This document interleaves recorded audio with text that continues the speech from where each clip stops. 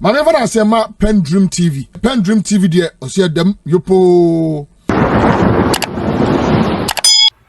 Sir, yena yebekaya. After sir, the finance minister of Ghana, Dr. Kesel at Forson, the media budget ever to Jano. IMF ever kasai. Yeah, na omo bo the governance of President John Dramani Mahama Abaso, specifically a kwanya omo faso a handle the finances of Ghana.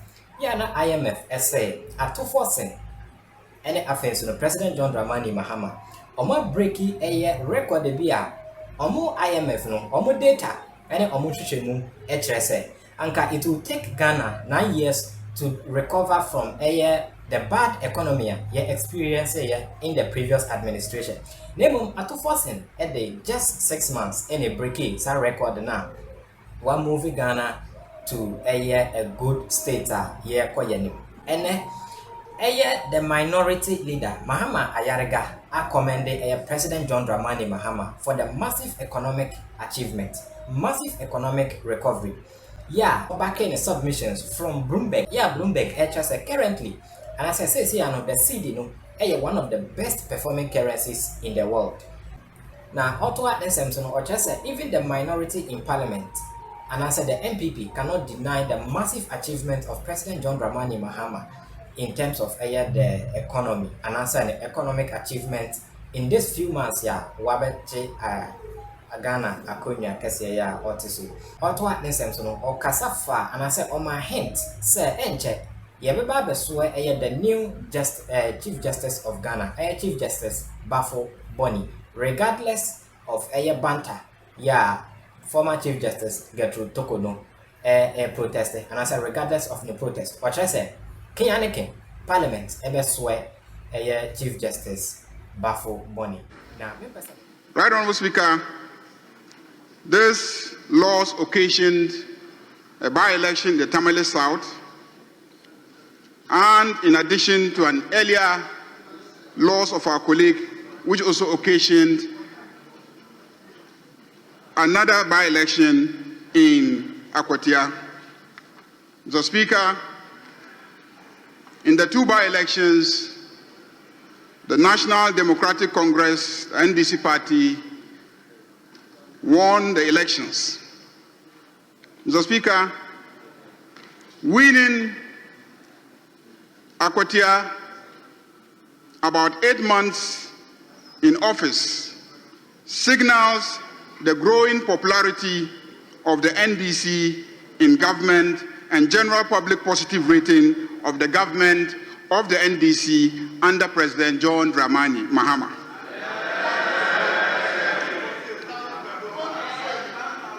Mr. Speaker, with these two elections and the one that took place in Ablekuma, this House is now fully constituted. The independent members of this House remain 4. The NPP, which previously had a micro-minority of 88, has had its number shrink further to 87. Mr. Speaker, I believe they are no longer a micro-minority, but a minuscule minority. Mr. Speaker,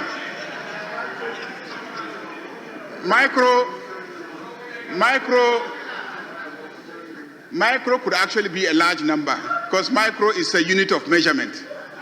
1 million can actually be micro when you are evaluating 1 billion. In English, when you want to describe something as very small, you say minuscule. The NDC supermajority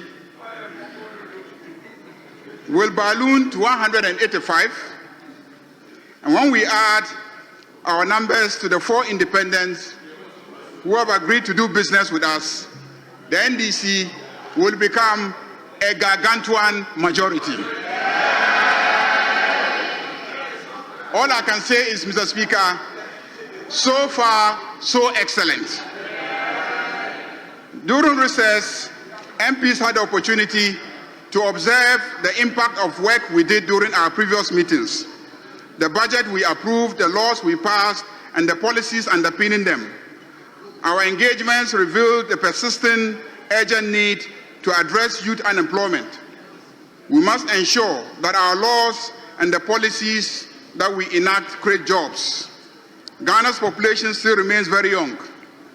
Citizens aged 15 to 35 make up over 38% of the population and 60% of the labor force. They face enormous barriers to economic inclusion.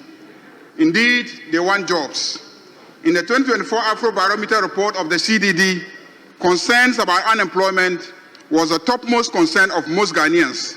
This was followed by the management of the economy and then infrastructure. During this meeting of Parliament, members will focus on reviewing job creation policies of the various sectors. We propose to hold a special parliamentary hearing on the extractive industries with a view to exploring the impact on beneficial national economic development, overall benefit to the country, and in particular, the extent to which local content legislation are being enforced to create jobs for Ghanaians and ownership of the extractive industries. Every sector of our economy has a job creation potential, and our debates and deliberations in this meeting will focus on how this Parliament would hold sector heads accountable for ensuring that jobs are indeed created to the benefit of the Ghanaian youth. In this regard, most committees will be requested to conduct hearings on the extent of job creation policies and programs of the various sectors so we can enhance efforts towards job creation. Indeed, during the recess, we had the opportunity for committees to engage in field visits and engage with interest groups and governmental agencies, and we observed firsthand the impacts of the financial budget and economic policies and legislation we passed in the previous meetings of Parliament. Right, Honorable Speaker, I am proud to say that so far, so excellent. The energy sector is doing very well, and electricity has remained on and powering growth. So far, so excellent. The economy is rebounding, and Ghana once again is gaining economic respectability globally. So far, so excellent. The Ghana cedi is gaining strength and stabilizing. So far, so excellent. Inflation has come down to single digit, and prices are coming down, and life is becoming affordable to the ordinary Ghanaian. So far, so excellent. We are paying our debts, and at the same time, we are not accumulating needless debts. So far, so excellent.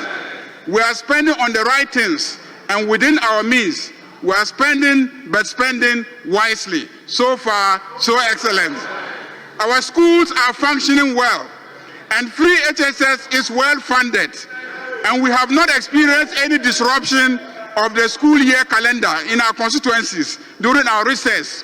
Let me repeat, our schools are functioning well, and free SHS is well funded, and we have not experienced any disruption of schools or school calendar in our constituencies. So far, so excellent. Mr. Speaker, the NHIA has paid a total of 2.84 billion Ghana cedis in claims to accredited healthcare providers across the country. This represents the most consistent payment trend since the scheme's inception. The NDC are the best implementers of social intervention schemes. As I address you, there are no arrears outstanding. Claim payments are now up to date, with reimbursements made monthly, a marked improvement from previous years when payments delayed for several months. This improvement has restored confidence among healthcare providers, stabilized service delivery, and enhanced the scheme's credibility across all regions. Additionally, the uncapping of the NHIL by His Excellency President John Dramani Mahama has released an additional 3.4 billion Ghana cedis to the NHIE, marking a historic fiscal breakthrough that secures sustainable funding for timely claims payment, expansion of coverage, and implementation of flagship reforms such as free primary health care and Mahama Cares. So far, so excellent. Mr. Speaker, the health insurance scheme is on track to reach an unprecedented 20 million active members by end of year 2025. So far, so excellent. Our hospitals and health facilities are being well funded, and Mr. Speaker, I can only say good things will happen to this country. Our metropolitan, municipal, and district assemblies are very well financially lubricated, with prompt transfers of 80% of the common fund allocations. Total disbursement for the first quarter of 2025 was 711,334,852 Ghana cedis and 56 pesos. That's the first quarter. Second quarter 2025 disbursement was also completed on 21st August 2025, and this was 1,318,484,908 Ghana cedis. Mr. Speaker, these disbursements are boosting local economies, as procurements which must be done at that level are being done to create local jobs and opportunities. So far, so excellent. Many progressive initiatives we approved in this House in the last meetings have been launched on course and are on course. Notably, the big push in road infrastructure is on course. So far, so excellent. Mr. Speaker, Info Analytics did some polls released on July 1st, 2025, and they revealed that 70% of Ghanaians believe the country is on the right track. 70% of Ghanaians believe the country is on the right track. So far, so excellent. As of September 2025, Global Info Analytics Survey found 58% believed the government was doing enough to fight against corruption, and 53% said corruption had improved. So far, so excellent. A similar report of Info Analytics in 2024 revealed that 65% of Ghanaians believe that the country was heading in a wrong direction. There is a clear turnaround in how Ghanaians perceive their country and their government now. We must stay the course in this direction, and the work of this meeting of Parliament must keep the pressure on our executive arm of government to keep delivering. In this regard, I want to assure Ghanaians that the overwhelming NDC majority will not treat our counterparts in the executive with kid gloves. We will continue to demand performance and delivery of promises made in our manifesto.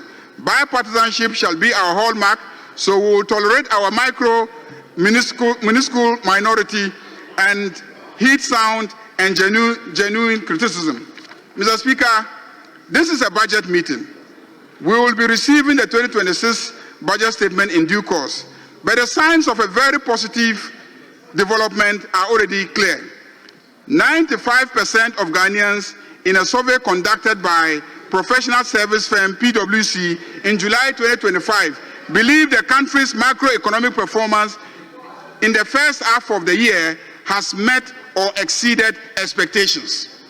95% of Ghanaians believe that our macroeconomic performance, yes, our macroeconomic performance has met or exceeded expectations. Indeed, even members of the MPP cannot deny the fact that the indicators are looking very, very good. So far, so excellent. Mr. Speaker, we in the NDC are governing well. The president of Imani, Franklin Kujo, on July 5th, 2025, strongly endorsed President John Dramani Mahama's recent decision to scrap fuel allowances and allocations for all political appointees, describing it as a wonderful initiative. So many wonderful initiatives that should be codified into law to prevent future reversals. So far, so excellent. On October 10th, 2025, the IMF stated that Ghana's economy is rebounding faster than anticipated, with macroeconomic stabilization taking root following a strong performance in the first half of 2025, underpinned by strong services activity, agricultural output, and others. So far, so excellent. The IMF has also lauded Ghana on recent stabilization of the cedi, noting that the development signals improvement in the country's economic fundamentals, renewed policy credibility, and investor confidence. So far, so excellent. On May 7, 2025, Bloomberg rated the Ghana cedi as the best performing currency in the second quarter. Bloomberg rated the Ghana cedi as the best performing currency in the second quarter. So far, so excellent. The positive endorsement of policies and programs this House approved keep coming locally and internationally.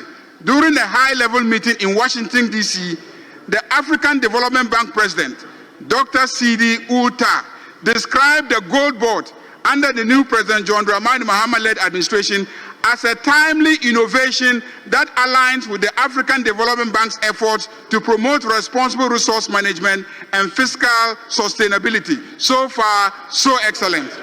The economist, chartered accountant, and banker, Dr. Akwesi Ajiman, in his mid-year economic review of 2025, stated that Ghana's political reset in 2025 has coincided with an unmistakable economic rebound. Inflation is easing, the Ghana cedi has steadied, business activity is picking up, and this grants the new administration its first real chance to rewrite the country's stop-start growth story. Mr. Speaker, to cap it all, Mr. Speaker, we are going to the World Cup in America. So far, so excellent. So much has been achieved so far within a short time, but a lot remains to be done. We are not out of the woods yet, and many things must change. Recently, we placed senior high school students. The lobby to get into grade A schools reveals a malaise that must be fixed in our educational sector. There must be no grade A school and no grade B schools. We spend equally on all teachers in all schools. We in this parliament must do whatever it takes to fix all schools and demand equal performance. We pay equally to all schools. This House must begin to demand accountability and the greatest standards of performance from all our services: education service, health service, judicial service, and all the public services of Ghana. Reforming attitudes there must engage our attention. The reset agenda must permeate our public services. Mr. Speaker, the story of Ghana is now being told in a positive light on all international platforms. The reset agenda of President John Dramani Mahama and the NDC party is on course. This House will sustain the agenda in this meeting. We will demand accountability for past acts of corruption and abuse of power and gross mismanagement of the economy. We will demand the full implementation of the report of Operation Recover or Loot. Right, Honourable Speaker, my team has engaged the various sector ministers with a view to understand the weight of government business to be brought before us during this meeting. If they all receive the expected cabinet approvals, we could have a heavy legislative program in addition to the usual very involving consideration of the national budget. Mr. Speaker, the Ministry of Health has planned to seek approval for some legislation, including regulations: the National Health Insurance Regulations, National Vaccine Institute Regulation, Ghana Medical Trust Fund Regulation, Allied Health Professional Council Regulations, and others. The Minister of Education will seek the passage of the Kwame Nkrumah University of Science and Technology, change of university names. Mr. Speaker, there's been a cabinet directive to change the names of all the universities that were changed to individuals back to the names that they were given. A bill will be brought to this House to change and reverse all the changes of the names of the universities. Mr. Speaker, the ministry will also seek this House approval for the passage of the Ghana Book Development Council Bill, the University of Engineering and Agricultural Science Bonsu Bill, College of Education Amendment Bill, Chartered Institute of Procurement and Supply Chain Bill, the National Teaching Council Regulations, National Council for Curriculum and Assessment Regulations, National Schools Inspectorate Authority Regulations, Ghana Tertiary Education Commission Regulations, and others. The Ministry of Transport will seek passage of the Road Traffic Amendment Bill, the Road Traffic Amendment Regulations, Road Traffic Amendment, Ghana Shippers Authority Regulations, Ghana Ports and Harbours Authority Bill, ratification of the African Road Safety Charter, and others. The Minister of Interior will seek the expeditious passage of the Security Intelligence Agencies Bill, the Immigration Service Amendment Regulations, Prison Service Parole Regulations, and the Gaming Regulations, Diaspora Birthright Certificate Bill, Community Service Bill, and the Extradition Bill. The Ministry of Lands and Natural Resources will want us to ratify a number of mining leases. These will include the ratification of mining leases in respect of Persos Mining Ghana Limited, Clean Jobs Ghana Limited, TMC Limited, GM Group of Companies Limited, Golden Star Wasa Limited, Zagog Gold Limited, Gadriato Group of Companies Limited, Maripoma Mining Services Limited, and Bari DV Ghana Limited. They also program to bring before us the Wildlife Resource Management Regulations 2025. Right, Honorable Speaker, let me at this juncture mention that whilst we were away on recess, the issue of illegal mining, referred to as Galamsey, became very topical. His Excellency President John Dramani Mahama spoke to the nation in a media interaction and outlined progress made so far for the multiple approaches of government to deal with this matter. During this meeting, this House will build the needed collaboration and coalition of MPs to join the fight against Galamsey.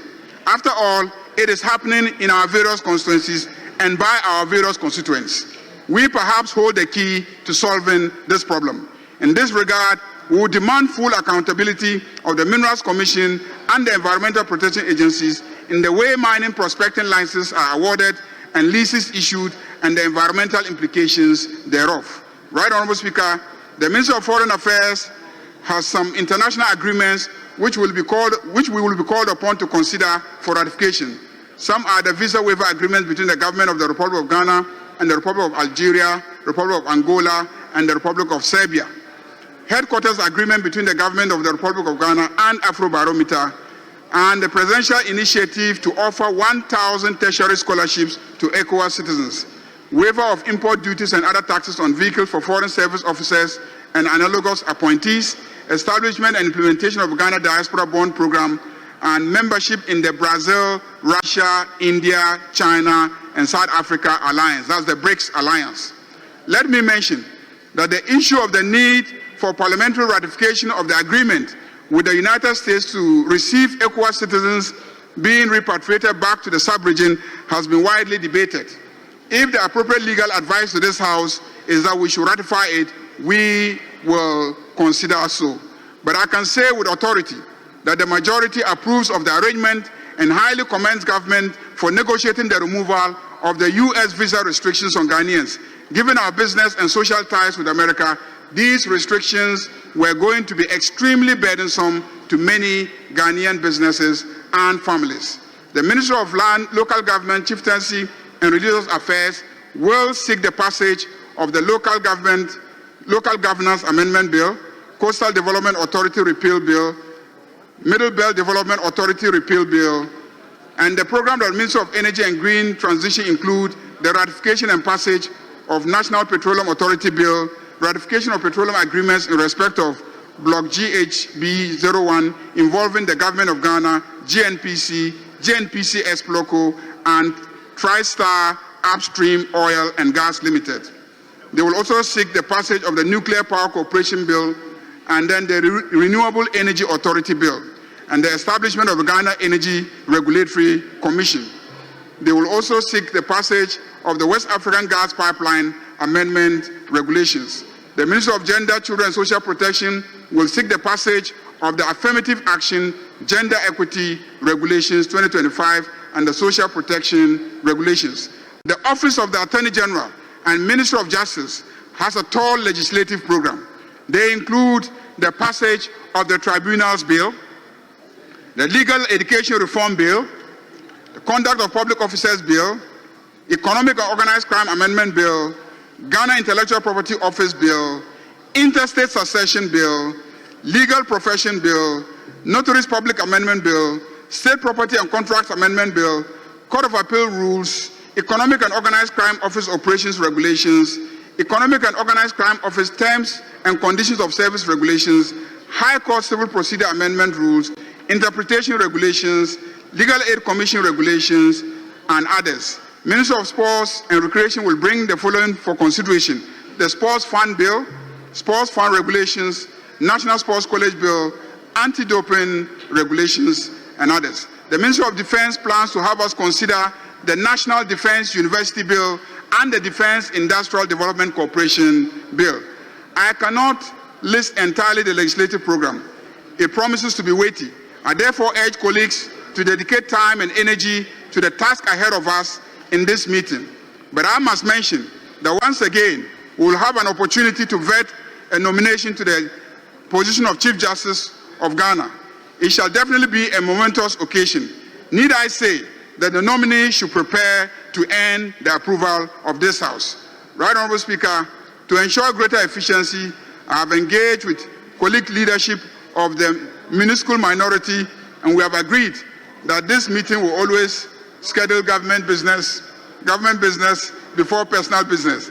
That way we will ensure that MPs come on time, we transact government business first, and then afterwards we move to individual statements, MPs, questions to ministers. We believe that this will even be convenient for MPs given the fact that we now have our own television channel and enjoy live coverage. This parliament has many new members. I urge you not to stop learning. Please sit in the House and observe and learn. Build your capacity to participate effectively, and do participate effectively. You can only learn by practice. Right Honourable Speaker, as usual, we count on your continued guidance. You know it all. Let me congratulate you for Ghana's parliament once again being adjudged the most open parliament in Africa by the Africa Open Parliament Index. This is the second time our parliament has won this coveted award, having won it in 2022. All this bears testimony to your remarkable leadership, Mr. Speaker, and foresight in managing this noble institution. Congratulations, Mr. Speaker. Honorable colleagues, I welcome you back to this House for the third meeting of the first session of the Ninth Parliament. May the Almighty God direct our every step, and may the work we will do together in this meeting make Ghana great and strong. Thank you very much, Mr. Speaker.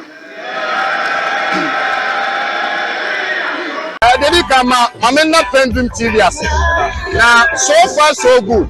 Say open online portal e Ghana. Nipa share, nipa follow, nipa comment here.